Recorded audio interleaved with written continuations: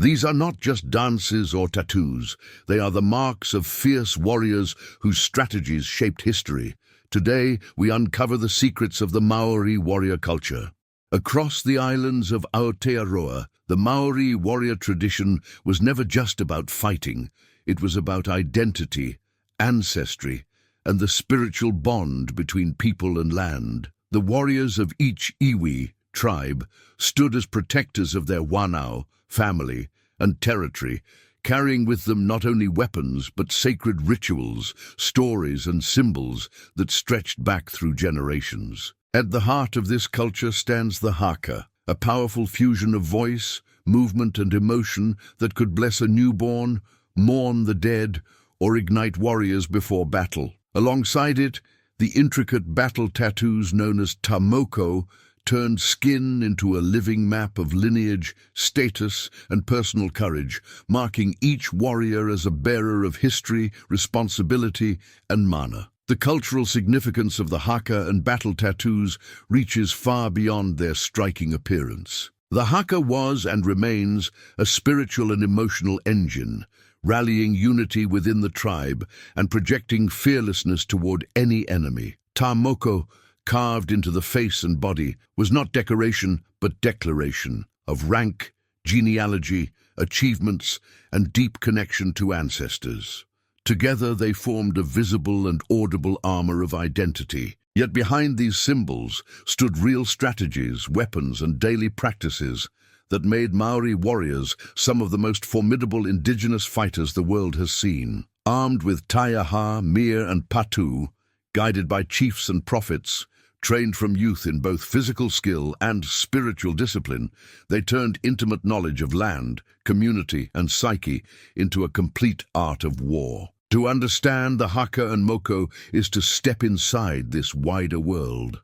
A world where every movement, mark, and shout carried meaning on and off the battlefield. If you want to keep exploring the true story behind Maori warriors, the Haka, and the secrets of battle tattoos, subscribe now to help this channel reach 2,000 subscribers. Drop a like to boost this video and comment which city you're watching from so this global tribe of history lovers can start to connect. Long before European ships appeared on the horizon, the first Maori ancestors crossed vast stretches of ocean in great waka, voyaging canoes, guided by stars, currents, and oral knowledge, passed through generations. They came from East Polynesia, bringing with them crops, tools, gods, and stories, eventually settling across the islands of Aotearoa, New Zealand, where rugged mountains, dense forests, and wild coasts shaped every aspect of their lives. These early iwi, tribes, and hapu, sub-tribes, carved territories through exploration, alliance, and conflict, building fortified power on hills and ridges, turning the land into both home and battlefield. In this world, survival depended on more than strength. It required keen memory, discipline, and deep spiritual connection to Wenua, land, and Tapuna, ancestors. Within this society, the warrior was not a separate profession, but a core role, woven into the fabric of everyday life. Every able-bodied man was expected to be ready to defend his people, and even women could take up arms when needed. The warrior stood as guardian of mana, prestige, authority, and tapu, sacredness of the tribe, responsible not only for combat, but for upholding law, avenging wrongs, and enforcing the balance of utu, reciprocity, both positive and negative. Courage in battle, loyalty to rangatira, chiefs, and readiness to sacrifice for whanau were not personal options but communal expectations. To fail in these duties meant shame. To excel meant honor that echoed long after death in song and story. Training for this life began in childhood, often without being named as such. Boys learned to run barefoot across rough ground, to climb trees, swim rivers, and navigate the bush long before they lifted a weapon. Play as children, mock chases, wrestling, stone throwing, honed agility, timing, and spatial awareness. Elders began shaping their minds through stories of bravery and betrayal, teaching that physical strength without wisdom was dangerous. Spiritual preparation was just as important. Children were taught karakia, prayers, to protect themselves, respect for tapu places, and the unseen world of spirits and ancestors, watching their actions. By adolescence, a promising youth already bore the mindset of a warrior, even before any formal initiation. Rituals and ceremonies marked the transition from boyhood to warriorhood. In some communities, young men were taken aside into more secluded instruction under the guidance of tohunga, experts, or seasoned warriors, learning weapon skills, tactics, and sacred protocols. Initiation might involve fasting, isolation, and intense spiritual teaching, culminating in a ceremony where the youth stood before elders and ancestors to declare his readiness to protect his people. There could be tests of endurance, cold water immersion, long nights of chanting, or physical challenges designed to push him to his limits. Emerging from these rites, he was no longer just a boy of the village, but a bearer of responsibility, expected to uphold the mana of his line. Mythology deeply influenced how Maori warriors understood themselves and their battles. Stories of Maui, who slowed the sun and fished up islands, modeled cunning and audacity. Tales of gods like Tumatawenga, the Atua of war and humanity, taught that conflict was part of the cosmic order, not mere chaos. Legends of tribal ancestors who faced impossible odds, outnumbered yet victorious through strategy or spiritual favor, were recited before expeditions, reminding warriors that they stepped into a stream of history larger than their own lives. These myths did not sit separate from reality. They shaped expectations, that courage could bend fate, that cowardice insulted the ancestors, and that death in defense of the people could be honorable rather than tragic. Key legendary chiefs and battles became touchstones for warrior identity.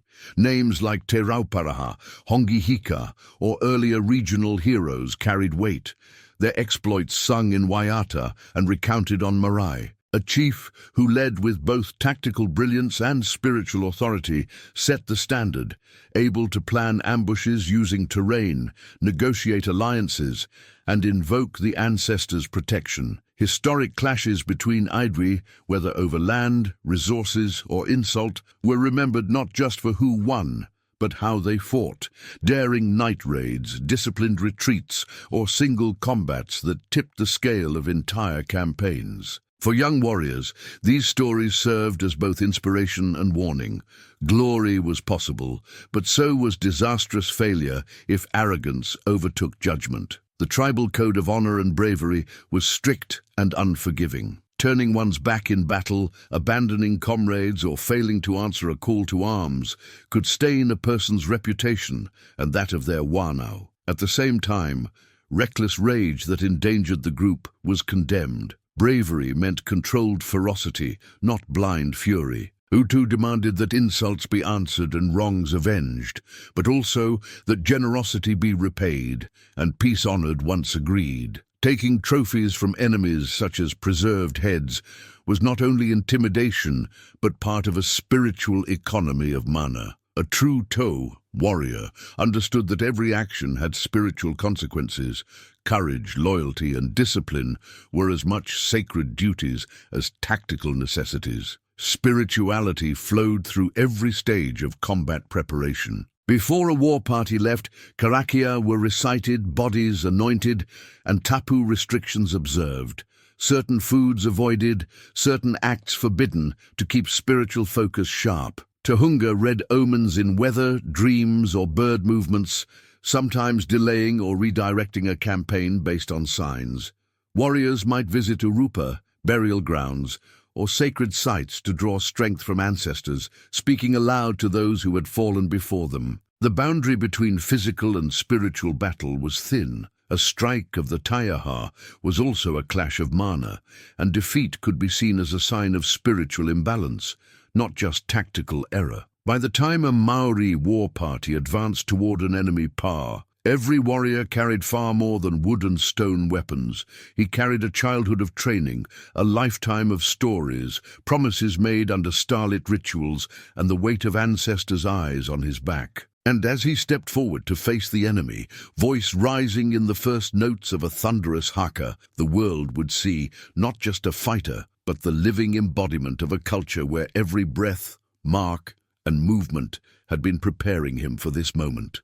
Long before ink guns and studio chairs, Maori Moko began as sacred carving, an art form that turned skin into a living genealogy. Its origins reach back to Polynesian tattoo traditions, carried across the Pacific by the ancestors who first settled Aotearoa. But in New Zealand, under a harsher climate and amidst constant intertribal warfare, Moko evolved into something uniquely intense and spiritual. Instead of simply puncturing skin with pigment, Tohunga Moko, tattoo experts, used chisels to carve grooves, creating deep, textured patterns that caught light and shadow. This was not mere decoration. It was a visible declaration of identity. To wear Moko was to say, "This is who I am, who I belong to, and what I stand for," in a language of spirals, lines, and curves that every Maori eye could read. Within the tribe, tattoos functioned as unmistakable status symbols.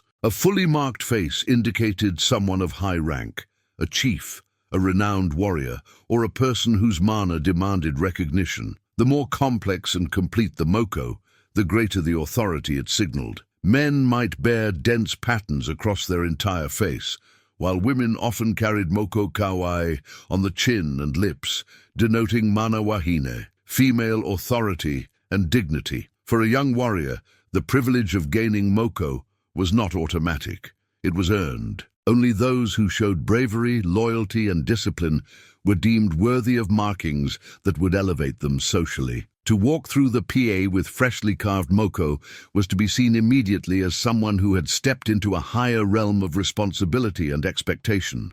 The spiritual significance of facial and body tattoos ran even deeper than status. Moko was seen as a direct expression of Wairua, the spirit, and Maori, the life force binding a person to land, tribe, and ancestors. The face, considered the most tapu part of the body, became a sacred canvas. Lines around the eyes, nose, and mouth framed the windows of the soul and the gates of speech. Patterns across the cheeks and forehead were not random designs but embodiments of wakapapa, genealogy, and spiritual authority. Body Moko, arms, thighs, buttocks, torso, extended this spiritual map, turning the entire warrior into a walking, breathing shrine to lineage and identity. To defile a person's Moko, even in death, was a grave insult. To see an enemy's marked face on the battlefield was to confront not just a man, but his entire ancestral line. The tattooing process itself was brutal, sacred, and transformative. Instead of metal needles, Tohunga Moko traditionally used uhi, sharp chisels made from bone or later metal, struck with small mallets to carve deep lines into the skin. Pigments were made from soot, burnt wood, or other natural sources, packed into the wounds so that the grooves healed dark and permanent. Sessions could last for hours or be broken into stages over weeks, depending on the complexity and the recipient's endurance. The pain was intense, flesh literally being split and stained, yet enduring it without complaint was a test of courage and self-control. Bleeding, swelling, and risk of infection were real. Surviving and healing well added to the mana of the wearer. The process was not undertaken casually. It was a commitment written in blood. Patterns in Moko represented lineage and achievements with astonishing precision. Each curve, spiral, and line segment carried specific meaning: region of origin, family connections, personal milestones, and even specific deeds in war or leadership. The left and right sides of the face could symbolize different branches of ancestry. Particular motifs might indicate firstborn status, chiefly blood, or notable victories. To those who understood the code, a quick glance at a warrior's face told a story: where he came from, who his people were, what he had done. In this way, Moko functioned as a living record, far more personal and permanent than carved wood or woven cloaks. It ensured that a person's identity could not be separated from their body. Wherever they went, their history traveled with them. In battle, tattoos became a weapon of intimidation as much as any taiaha or mere. The sight of a warrior advancing with a fully carved, blood-darkened face, eyes wide, tongue extended, and muscles tensed in haka was terrifying to enemies unaccustomed to such displays. Moko amplified the psychological impact of war rituals, transforming faces into fearsome masks that blurred the line between human and atua, god or ancestor. For outsiders encountering Maori warriors for the first time, the combination of Moko and Haka could be overwhelming, triggering panic or hesitation before physical conflict even began. Domestically, Moko reminded rival tribes of the mana they faced. Attacking someone whose face told a story of high rank and proven bravery meant risking retaliation on a devastating scale.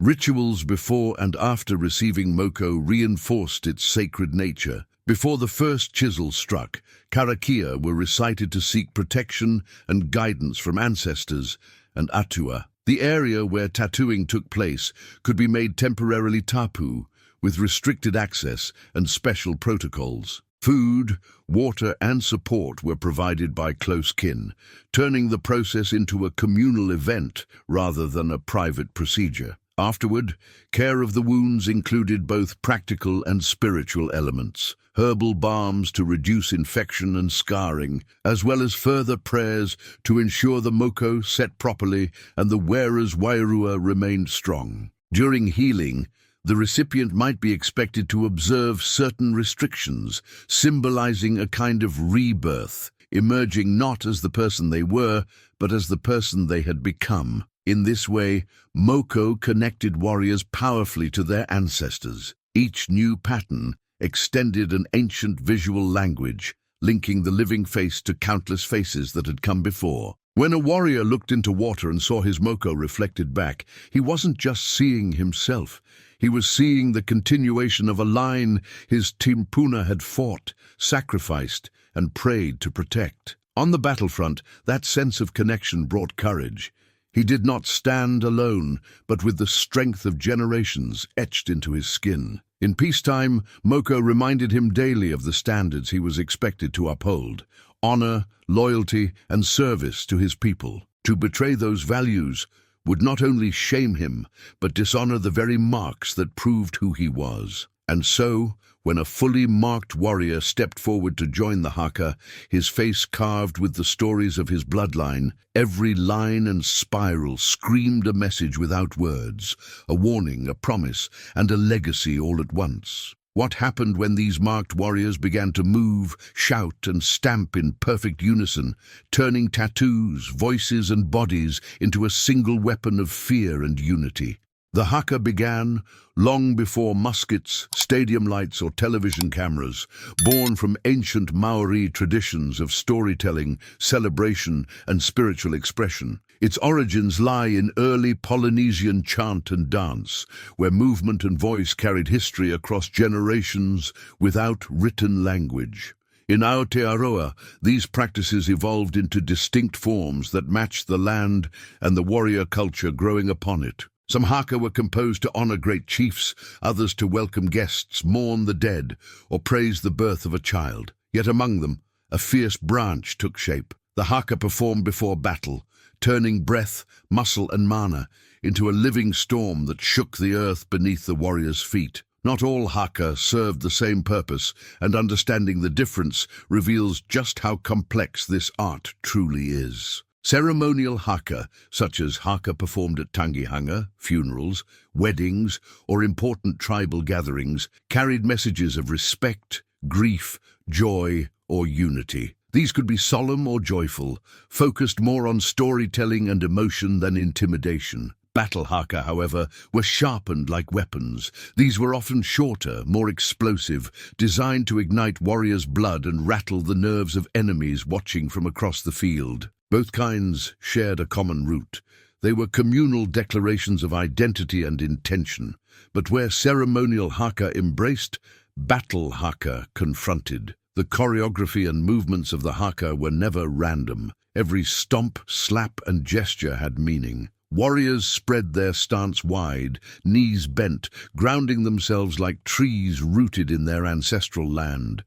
Feet struck the earth in heavy rhythms, connecting body to Wenua and sending physical vibrations outward. Hands slapped thighs, arms, chest and shoulders in precise patterns, awakening the body and punctuating lyrics. Faces twisted into pukana, eyes bulging, nostrils flared, tongues extended in fierce challenge. These expressions symbolized defiance and readiness, as if to say, "I am alive, unafraid, and prepared to meet you." The synchronized movement of dozens of warriors performing the same patterns magnified the effect, turning individual bodies into one unified force. Vocal expression formed the spine of the haka. Chants were delivered in layered calls and responses, led by a kaiwero or leader who set tempo and emotion. Words carried genealogy, insults, boasts and promises, all woven into rhythm. Warriors shouted in time with their movements, some lines drawn out like waves, others barked like thunderclaps.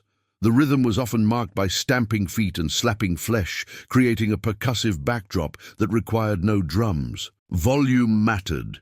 Haka were meant to be heard across open ground, echoing off hillsides, penetrating the defenses of anyone listening. In battle contexts, these sounds were not simply noise.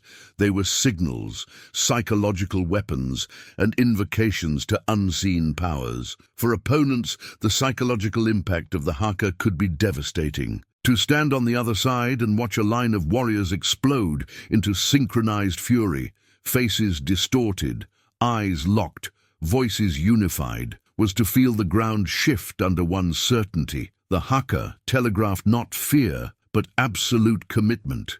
It said, "Without ambiguity, we are ready to die, are you?" For those unfamiliar with Maori culture, especially later European observers, the haka seemed wild and terrifying, often described as savage or frenzied. Yet beneath the shock lay something more precise, a carefully engineered display of confidence and unity meant to seed doubt and hesitation in the enemy before weapons ever clashed. In warfare, a moment's doubt can fracture resolve. The haka aimed squarely at that crack.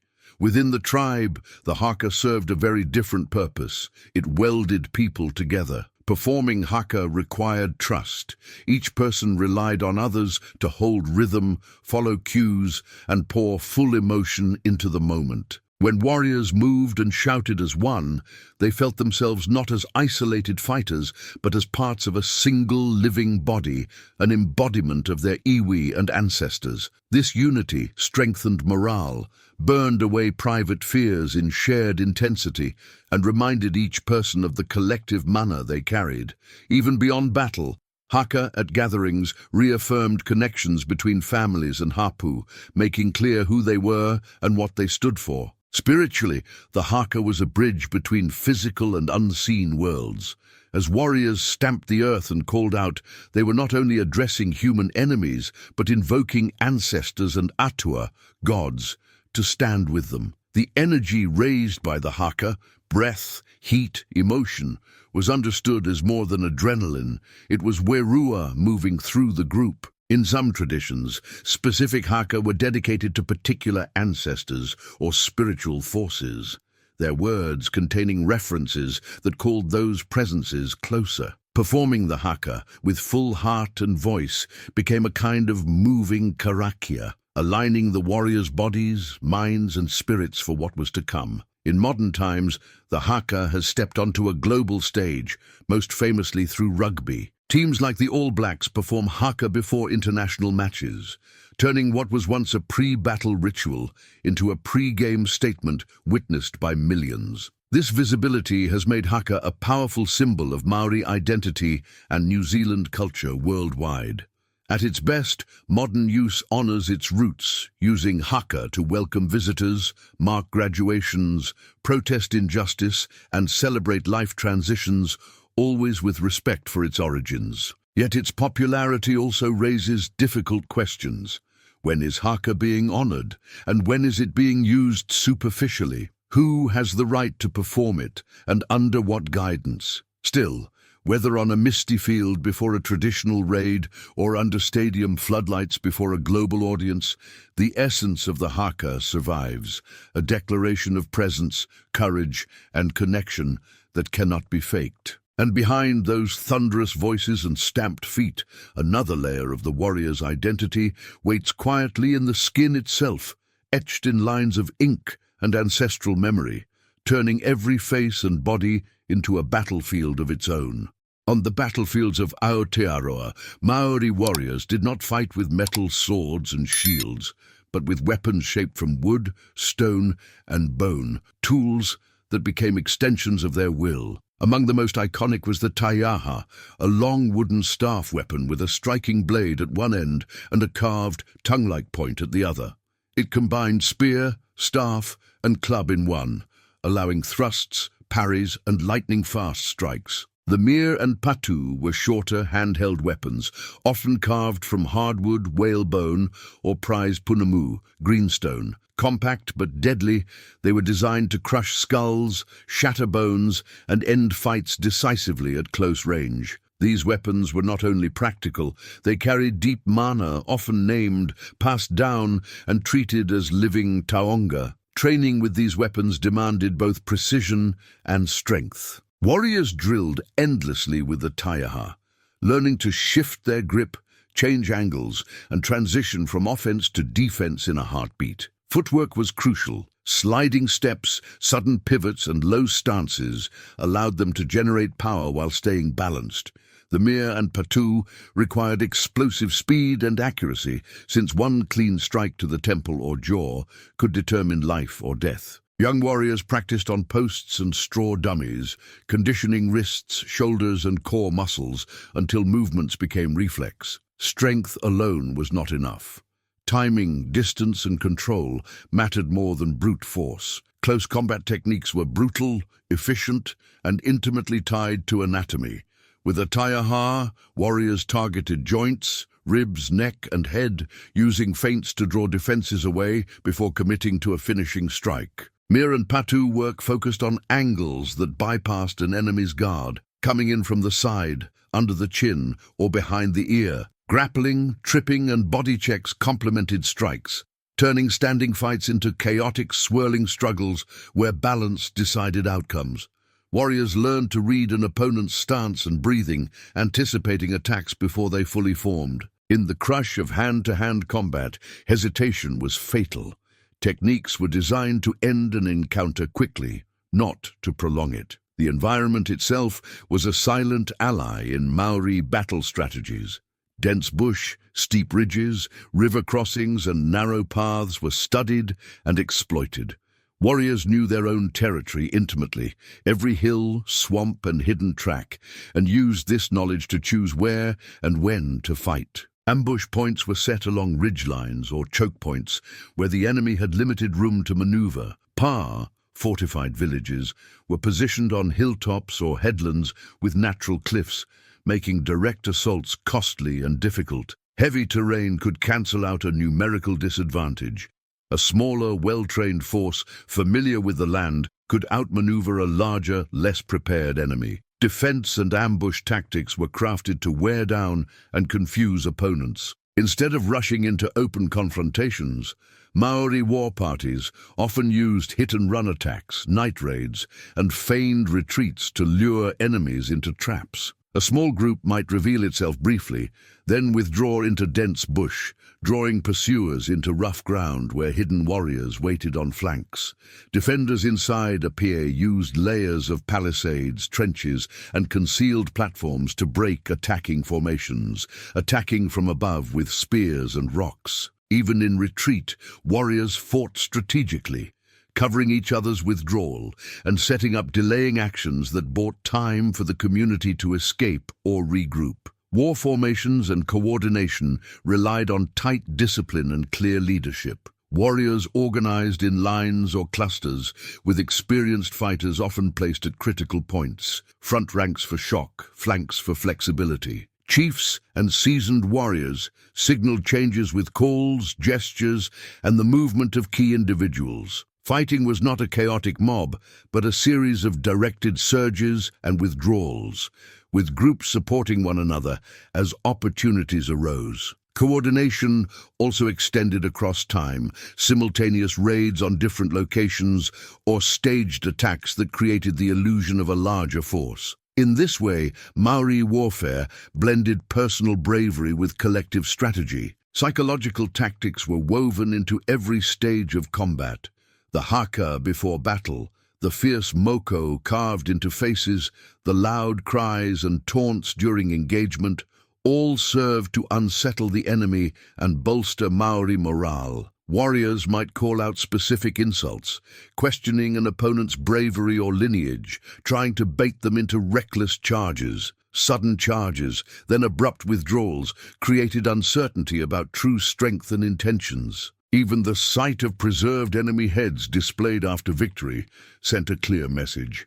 This is what happens to those who challenge our mana. Fear, confusion, and loss of cohesion were as valuable to a Maori commander as any physical blow. Ceremonial weapons carried symbolic meaning that extended far beyond their battlefield use. A taiaha gifted to a chief could represent an alliance, a promise, or a recognition of authority. Intricately carved patterns on blades and handles told stories of ancestors, tribal origins, and past victories. Punamu mir in particular were treasures imbued with immense spiritual weight, sometimes used more in ceremony than in combat, held during speeches, treaty discussions, or important rituals as tangible embodiments of mana. Even when not swung in battle, these weapons shaped decisions, relationships, and the emotional landscape of conflict. So when a war party advanced, taiaha twirling, patu ready, voices raised in Haka,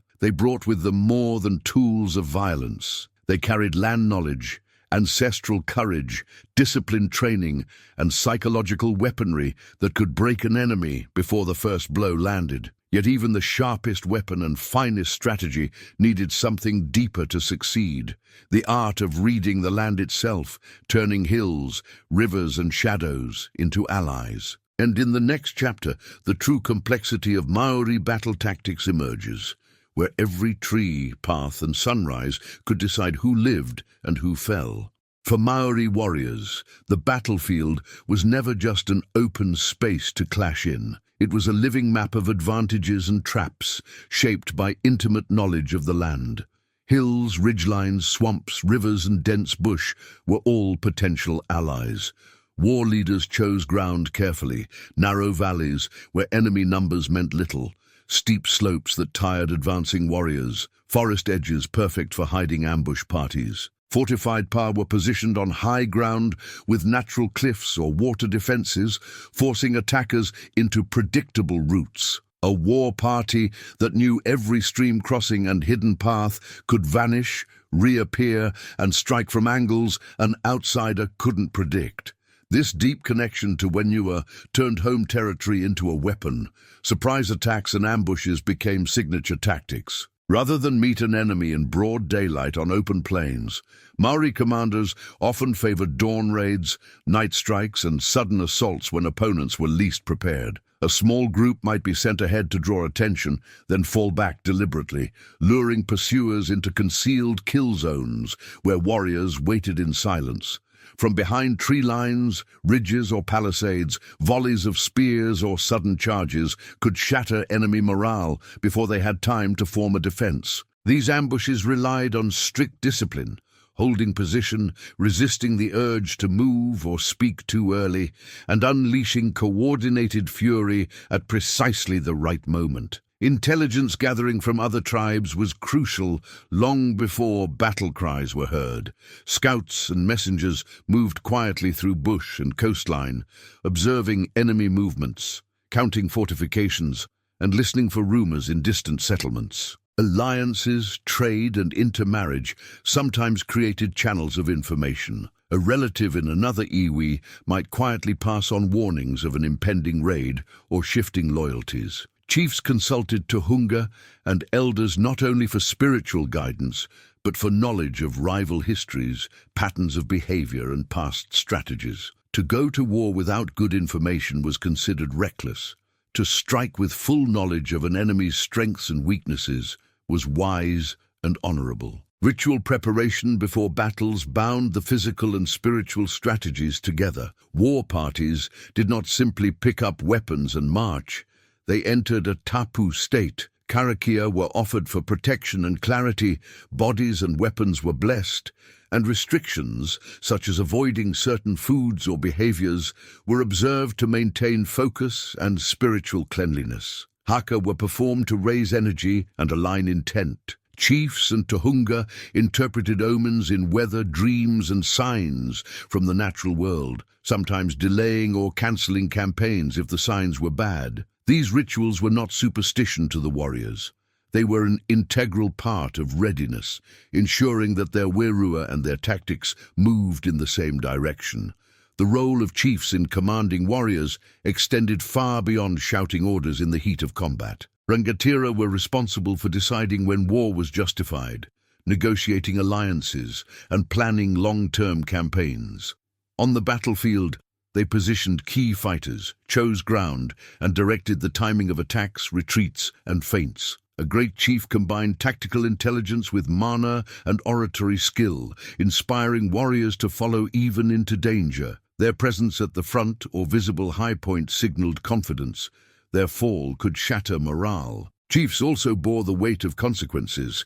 Success increased their prestige and that of their iwi, while disaster could haunt their lineage for generations. Communication techniques during combat had to cut through noise, fear, and chaos. Shouted commands, specific calls and responses allowed leaders to shift formations or signal charges and withdrawals. Distinctive cries might indicate a flank movement, a successful breach of defenses, or the need to regroup. Hand signals and the movement of certain key warriors also served as cues visible to those watching closely. The haka itself sometimes contained embedded cues and rhythms that helped synchronize motion at the opening of conflict. This ability to move as a coordinated unit, rather than a disorganized mob, often decided whether a tribe overwhelmed its enemies or was scattered. Adaptation to enemies' strategies marked the difference between static and evolving warrior cultures. As rival iwi developed new fortification styles, tactics, or alliances, Maori leaders studied these changes and adjusted. If a tribe became known for strong hilltop PR, opponents developed siege tactics,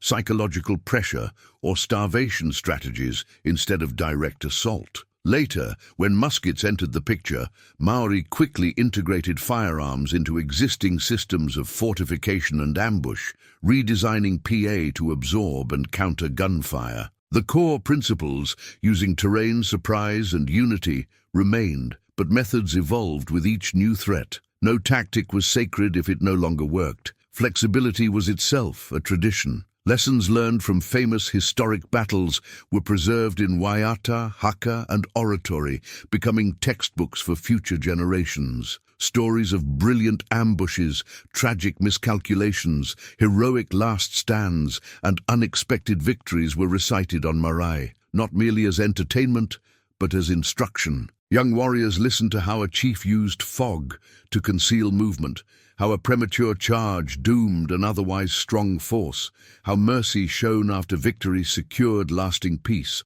or how failing to honor an enemy's mana led to cycles of revenge. Every victory and defeat added new layers to a collective playbook of strategy, ensuring that knowledge did not die with those who fell. So when a Maori war party moved out at dawn, chiefs at the front, scouts already in the bush, warriors painted, armed and wrapped in karakia, every step they took was guided by centuries of remembered land, stories, victories and losses. To the untrained eye, it might look like raw ferocity rushing toward battle. But beneath that ferocity lay something colder and far more enduring, a daily life of training, discipline, and quiet preparation that forged warriors long before they ever set foot on a battlefield. Before a Maori warrior ever stood on a battlefield, his training was written into the fabric of his everyday life. Physical conditioning wasn't a separate workout, but a constant reality. Running barefoot across sharp stones and roots, climbing trees for vantage points, swimming rivers and coastal waters, hauling food, timber and supplies over long distances. From childhood, boys built strength by helping in gardens, carrying firewood, and working on the construction and repair of fortified villages. Games like wrestling, races, and throwing competitions sharpened agility and reflexes, while long journeys on foot developed endurance.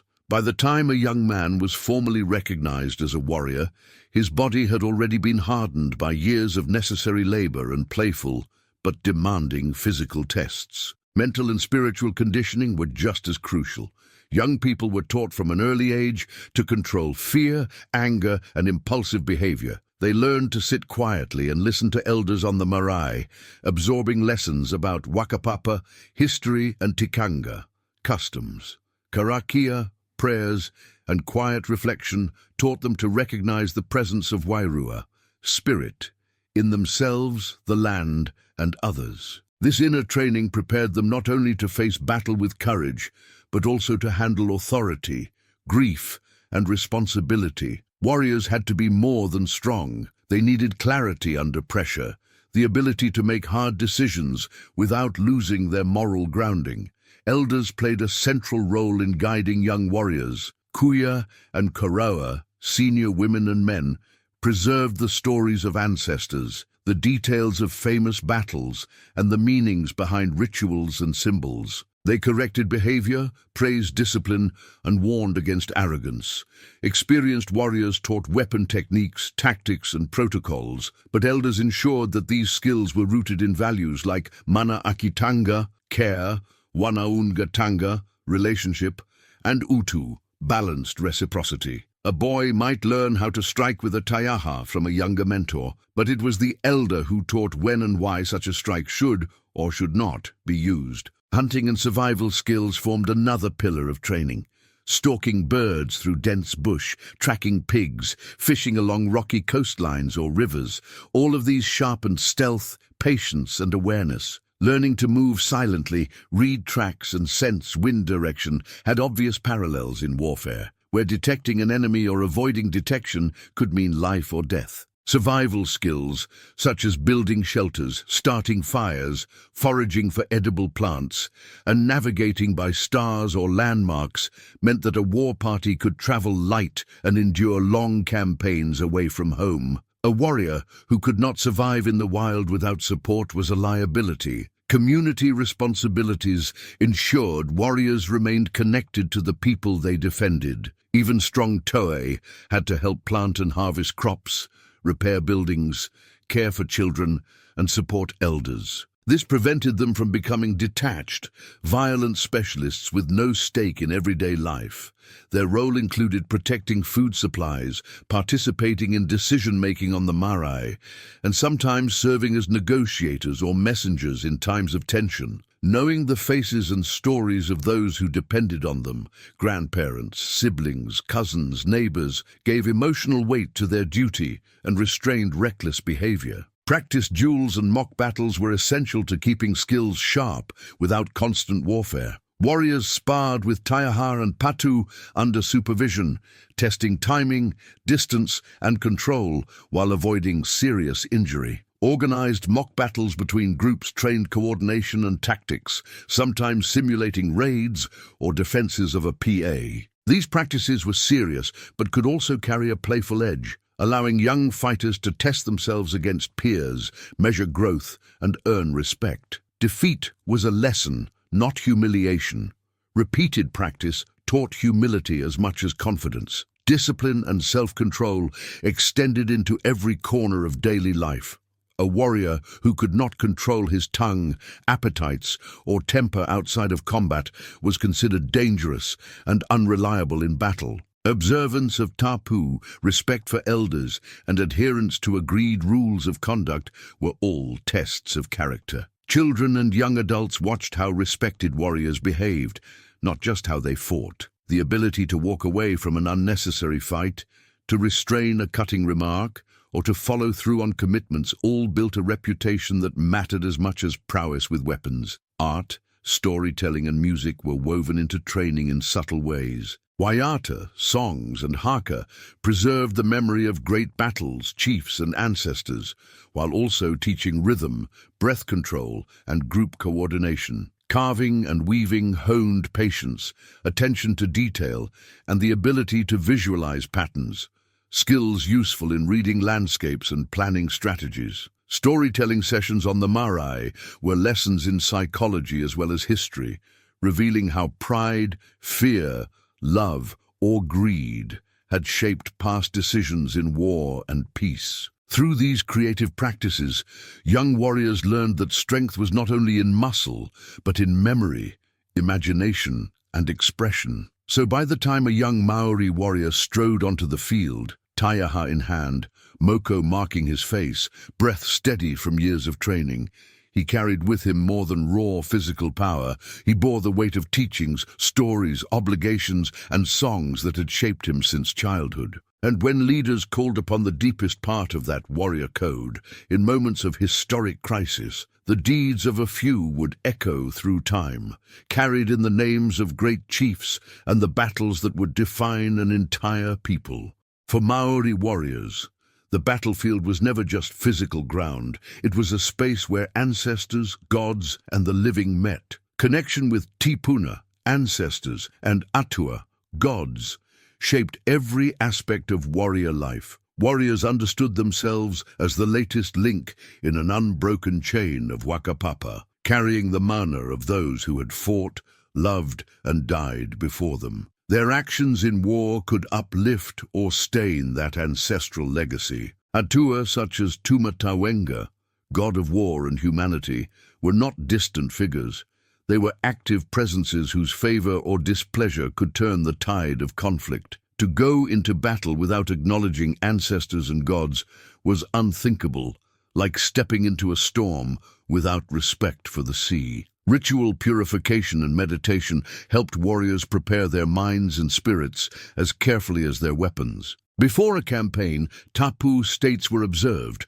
Warriors might bathe in rivers, fast, or avoid certain foods, places, or interactions to maintain spiritual focus. Quiet reflection, sometimes alone at sacred sites or urupa, burial grounds, allowed them to center themselves, confront fear, and remember why they fought. These moments of stillness balanced the intensity that would follow, ensuring that aggression was grounded in purpose, not chaos. Purification separated ordinary time from wartime, marking the crossing into a sacred and dangerous phase of life. Karakia, prayers before battle, were essential, not optional. Chiefs and Tohunga recited words invoking protection, clarity, and strength, asking that weapons strike true, steps remain steady, and ancestors stand alongside the living.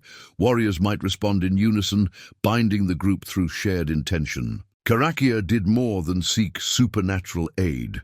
They aligned minds, reminded fighters of their responsibilities, and reinforced that they did not stand alone. Even those gripped by fear could draw courage from the cadence of familiar words, feeling their werua, spirit, steady as they listened. The moral code guiding warriors can be summed up in three core virtues: honor, courage, and loyalty. Honor meant upholding mana, your own, your wanaus, and your iwis, through integrity in word and deed. Empty boasting, treachery, or needless cruelty weakened this mana. Courage was not recklessness, but the willingness to stand firm even when fear screamed to run. Loyalty bound warriors to their rangatira, chiefs, comrades, and people. Betrayal was among the worst possible sins. This code governed not only how they fought, but how they treated prisoners, upheld agreements, and responded to victory or defeat. A warrior who survived many battles but failed this code might be remembered with more shame than someone who died bravely in a lost cause. The relationship between spirituality and bravery was intimate and reinforcing. Belief in the presence of ancestors and atua did not remove fear, but it reframed it. A warrior could feel fear in his body yet step forward, knowing he carried more than his own strength. Courage became an offering to those watching from the spiritual realm.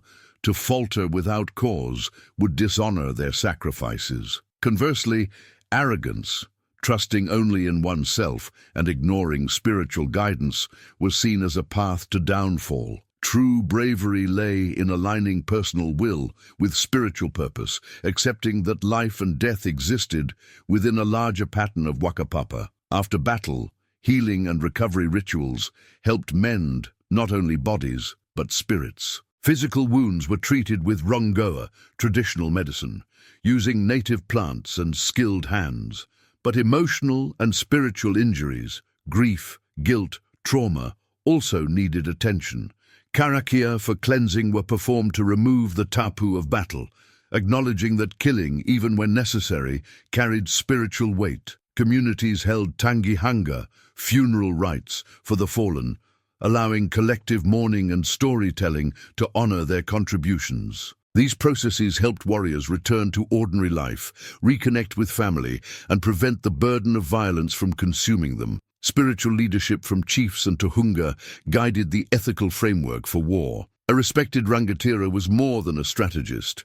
He was a kaitiaki, guardian of his people's wairua. His decisions about when to fight, when to negotiate, and when to accept peace carried enormous spiritual responsibility. Tohunga interpreted signs, led rituals, and advised leaders on the spiritual risks of certain choices. Together, they ensured that warfare did not become mindless aggression, but remained tethered to tikanga and long-term well-being of the iwi. Leaders who ignored this spiritual dimension risked disaster, not only in battle, but in the moral fabric of their people. Balancing aggression and compassion lay at the heart of warrior life. The same hands that wielded a taiaha in battle might later cradle a child or help build a house. Warriors were expected to fight fiercely when needed, but also to show restraint, generosity, and care in peacetime. Mercy to defeated foes, protection of non-combatants, and honoring peace agreements all reflected this balance. A warrior who could not turn off aggression became a danger to his own people. True strength meant knowing when to strike and when to stand down, when to demand utu and when to accept reconciliation. In this way, the Maori warrior ideal was not a creature of endless violence, but a guardian, capable of great force, guided by equally great responsibility. And within this balance of blood and spirit, another crucial thread ran through Maori history. The leaders whose choices shaped entire generations of warriors, and the legendary battles where ethics, strategy, and courage collided to forge stories that would never be forgotten. Across the centuries, certain rangatira rose above others, their names woven into waiata, haka, and carved into memory as examples of what it meant to lead warriors in both mind and body. Chiefs such as Te Rauparaha of Ngati Toa, Hongi Hika of Ngapuhi, and later figures like Te Kuti and Te Witi o Rongomai, each shaped Maori history in different ways, through daring campaigns, strategic alliances, or spiritual resistance. They were not just commanders. They were embodiments of mana, combining tactical intelligence, oratory skill, and spiritual authority. Under their leadership, iwi expanded territories, defended lands, forged new identities, and sometimes paid terrible prices in blood. Key battles became turning points that reshaped tribal boundaries and political landscapes. Te Rauparaha's campaigns in the lower North Island and upper South Island, including conflicts around Kapiti and the Cook Strait region, redefined who controlled crucial coastal routes. Hongi Hika's use of muskets in northern campaigns in the early 19th century shifted the balance of power, demonstrating how quickly warfare could change when new technology met traditional tactics. Later, during the New Zealand Wars, battles like Orakau and Gate Pa became symbols not only of resistance, but of ingenuity, where Maori fortifications and tactics surprised and unsettled imperial forces, leaving lasting impressions on military observers. Stories of bravery and sacrifice from these conflicts became teaching tools as much as legends. Accounts of warriors fighting on despite wounds, choosing to hold positions so others could escape, or refusing to abandon chiefs in hopeless situations reinforced values of loyalty and courage. At Orakau, for example, defenders' refusal to surrender, famously summarized in the spirit of "We will fight on forever," echoed long after the guns fell silent, inspiring future generations with the idea that identity and mana could outlast physical defeat. Such stories were not sanitized. They acknowledged loss and grief while highlighting the dignity found in standing firm for one's people. Chiefs had profound influence on warrior training, shaping not just techniques, but attitudes. A rangatira who valued discipline and foresight demanded that young fighters drill their weapon skills, learn the landscape thoroughly, and understand the reasons for going to war. Some chiefs emphasized speed and mobility, others fortification and defense. Haka, for instance, adapted training to incorporate musket use while still valuing close combat. Te Rauparaha's strategic mind encouraged warriors to think beyond immediate clashes, considering supply lines, morale, and long-term positioning. Through example and instruction, these leaders turned raw potential into organized force. Certain tactics became legendary, studied and retold long after their original use. Clever use of deception, feigned retreats, false signals, nighttime repositioning turned seemingly weaker forces into victors. Ingenious PA designs, especially during the New Zealand Wars, incorporated trenches, angled palisades, and firing positions that absorbed and redirected enemy fire. Earlier campaigns featured bold sea raids, using waka to strike distant coasts unexpectedly. These tactics reinforced a core principle of Maori warfare. Victory depended less on brute numbers and more on intelligent adaptation to terrain, technology, and psychology. Alliances between tribes played a critical role in many of these conflicts. Chiefs understood that no iwi could afford isolation indefinitely. Marriage ties cemented bonds, shared enemies created temporary unity, and trading relationships opened channels of negotiation as well as conflict. Te Rauparaha leveraged alliances and movement of people to reposition Ngati Toa into strategically advantageous territory. During the colonial period, some chiefs chose alliance with the crown, others united against it, and still others tried to navigate a middle path.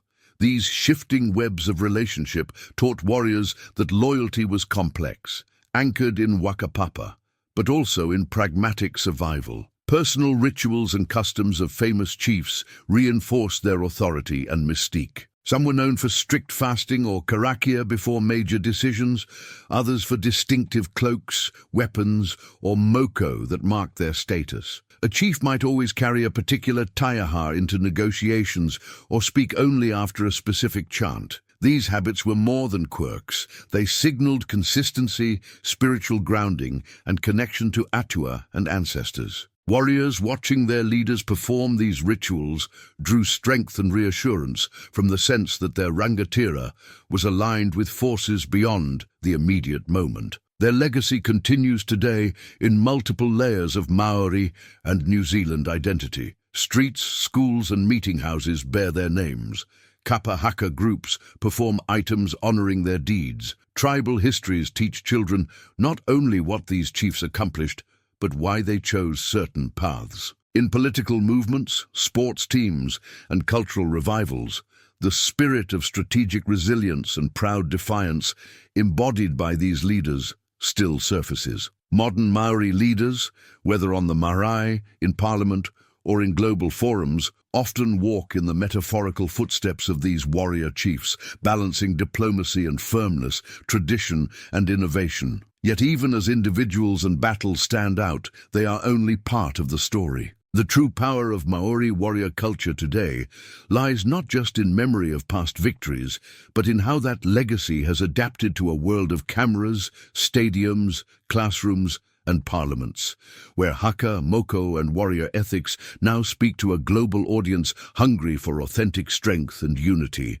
In the 21st century, the haka has become one of the most recognizable indigenous cultural symbols on the planet. What was once performed on marae and battlefields now thunders across rugby stadiums, graduation halls, protest marches, and viral videos. Teams like the All Blacks carry it onto the world stage before each match. turning a uniquely Maori ritual into a global spectacle. For many non-Maori, Haka is their first encounter with Maori culture, an electric, visceral expression of identity that cuts across language barriers. When performed with proper guidance and respect, it serves as a powerful reminder that Maori are not relics of the past, but a living people whose traditions still pulse with relevance. Maori tattoo traditions, especially Moko and their stylized descendant Kirituhi, have profoundly influenced modern art and body culture. Tattoo studios worldwide now feature designs inspired by Maori patterns, spirals, koru, flowing lines that represent growth, lineage, and connection. While true Moko remains sacred and specific to Maori identity and genealogy, Kirituhi, a more open, non-genealogical art style, allows artists to share aesthetic elements without appropriating personal tribal stories. Contemporary painters, designers, and digital artists also draw on Maori motifs in everything from fashion to graphic design. This global fascination carries both opportunity and risk. It spreads admiration for Maori visual language, but also raises ethical questions about ownership, consent, and cultural context. Warrior ethics have leapt from the battlefield into sports, leadership, and personal development frameworks. Concepts like mana, earned authority, wanangatanga, relationship and teamwork, and kia kaha, be strong, resonate strongly in high-performance environments. Coaches and leaders adopt stories of Maori warriors who combined courage with humility and loyalty to their people as models for team culture. The idea that true strength includes responsibility, service, and inner discipline, not just physical dominance, challenges shallow notions of toughness. In locker rooms and boardrooms, Haka and Maori proverbs are used, sometimes clumsily, sometimes meaningfully, to inspire unity and resilience under pressure. Preservation of martial skills and rituals continues through kapa haka groups, maurakau, traditional weaponry training, and community-led programs. In some regions, instructors teach taiaha and other weapons as both cultural practice and discipline-building exercise for youth, reconnecting them with ancestral movements, posture, and respect. Schools and community centers host wananga, learning gatherings, where haka, karakia, and stories from elders are passed down. These practices are not about preparing for physical war, but for cultural survival, giving younger generations embodied knowledge of who they are so that they can walk confidently in both Maori and global worlds. Cultural tourism and education have turned marae visits, museums, and guided experiences into important platforms for sharing Maori history and values. Visitors can witness Haka, learn about Moko, and hear stories of famous chiefs and battles, not as fantasy, but as lived history. When done on Maori terms, tourism brings economic support and opportunities to tell authentic narratives rather than stereotypes. Guides explain that Haka is not a show, but a living ritual, that tattoos are not costume but identity, and that hospitality, manaakitanga, is a form of strength. At the same time, communities constantly negotiate how much to share, what to protect, and how to prevent commercialization from hollowing out meaning. Representation in cinema and media has been a mixed but evolving story. Early portrayals often exoticized Maori as savage warriors or noble primitives. Later films and series have begun to show more layered realities, urban and rural Maori, activists, artists, athletes, and elders carrying complex identities. Documentaries highlight kapa haka competitions, tattoo revival, and language revitalization. Feature films weave Haka and Moko into narratives about family, trauma, and healing. Global audiences now see Maori characters not just as background decoration, but as central voices. Each new portrayal either reinforces cliches or challenges them, shaping how the next generation, both Maori and non-Maori, understands this warrior heritage. Integration into contemporary Maori identity means that Haka, Moko, and warrior values now sit alongside hip-hop, universities, social media, and parliament. A young Maori might wear sneakers and streetwear one day, then don traditional dress and perform haka the next, without contradiction. Moko is worn by lawyers, teachers and activists as a visible reclaiming of pride once suppressed by colonization. Haka appears at school assemblies and political rallies, asserting that Maori presence is permanent and unignorable. Rather than being trapped in the past, warrior culture has become a toolkit for navigating modern struggles against inequality, cultural loss, and racism. From this living tradition, the world can draw powerful lessons in resilience, courage, and unity. Maori history shows that a people can face land confiscation, language suppression,